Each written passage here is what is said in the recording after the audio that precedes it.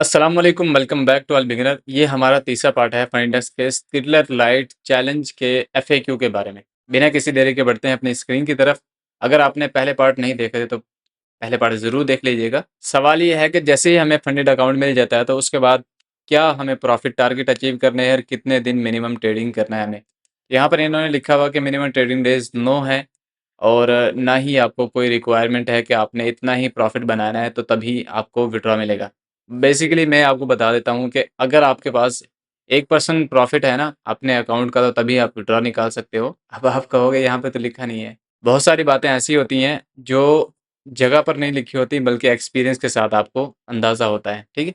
फंडेक्स ये दावा करता है कि मिनिमम ट्रेडिंग डेज़ जो हैं फंडेड अकाउंट में वो बिल्कुल भी नहीं है। अब थोड़ी विड्रॉवल की बात कर लेते हैं। पहला विड्रॉवल फंड अकाउंट मिलता है उस पर ट्रेड करते हैं और प्रॉफिट बनाते हैं। प्रॉफिट बनाने के 21 दिन बाद आप उसे विड्रॉ कर सकते हैं। दूसरा आपने विड्रॉवल लेना है तो अगले जो 14 दिन होंगे उसमें अगर आपने प्रॉफिट बनाया है तो फिर आप उसी 14 दिन के अंदर विड्रॉ के लिए रिक्वेस्ट करेंगे और 14 दिन बाद आपको विड्रॉवल मिलेगा। और अगर उस 14 दिन के अंदर आपने प्रॉफिट नहीं बनाया, नेक्स्ट 14 दिन के अंदर आपको मुंतकिल कर दिया जाएगा और उसमें आपने प्रॉफिट बनाया तो फिर आप उसमें रिक्वेस्ट कर सकते हैं। नेक्स्ट सवाल ये है कि जो फ़ी हमने पे की थी फंडेड अकाउंट बाय करने के लिए वो हमें कब वापस मिलेगी? इसका क्राइटेरिया ये है कि जैसे ही आप अपना फंडेड अकाउंट पास कर लेते हैं, पास करने के बाद उसमें पहला विड्रॉवल लेते हैं, फिर उसके बाद दूसरा विड्रॉवल लेते हैं, फिर उसके बाद तीसरा विड्रॉवल लेते हैं, तब जाके तीसरे विड्रॉवल के साथ आपको फ़ी आपने पे की थी फंड अकाउंट बाय करने के लिए वो वापस ले पाते हैं।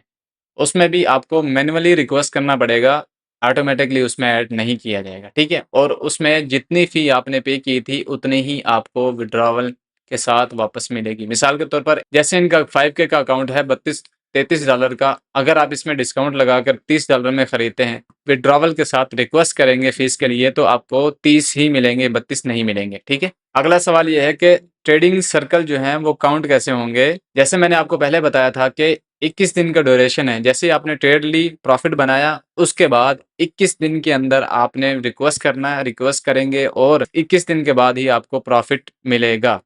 दोबारा आप 14 दिन का आपको फिर विंडो टाइम होगा। आपने उसमें प्रॉफिट बनाया, प्रॉफिट बनाने के बाद दूसरे विड्रॉवल के लिए उन 14 दिन के अंदर आपको विड्रॉवल के लिए रिक्वेस्ट करना है।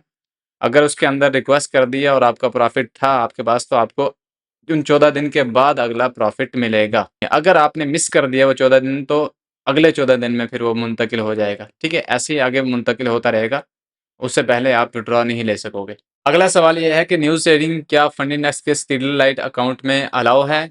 यहाँ पे लिखा हुआ कि जो फेसेज़ हैं 1 स्टेप और 2 स्टेप उसमें बिल्कुल अलाउ है।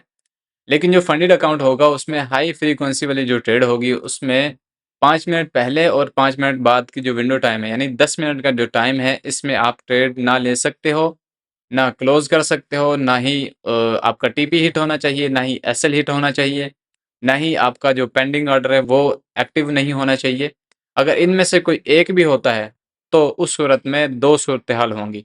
या तो आपका प्रॉफ़िट होगा और या आपका लॉस होगा। अगर लॉस होगा तो फिर तो कहानी ख़त्म ना, फिर तो सारा लॉस आपका ही है।